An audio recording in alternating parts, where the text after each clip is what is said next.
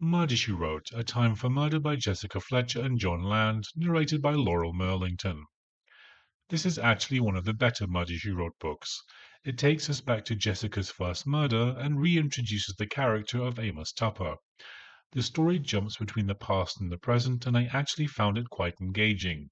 Some of the other Murder, She Wrote books I found quite a chore to get through. However, it all comes to a crashing halt with a few chapters to go when Jessica figures it all out. I can't say much without giving it all away, but I guarantee you will not have heard anything so implausible in your life.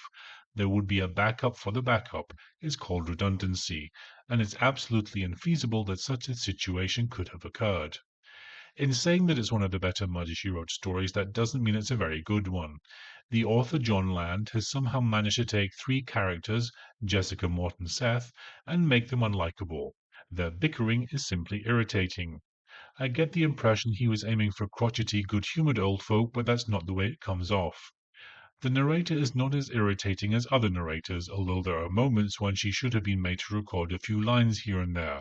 It's not pleasant listening to someone speak when they have too much saliva in their mouth.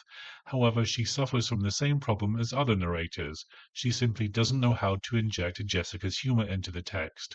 She can read the lines, but she can't act the lines. She attempts different voices with varying degrees of success.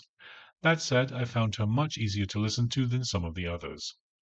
Would I listen to another book by John Land? Only these Muddy She Wrote books. Would I listen to another book narrated by Laurel Merlington? Again, only these Muddy She Wrote books.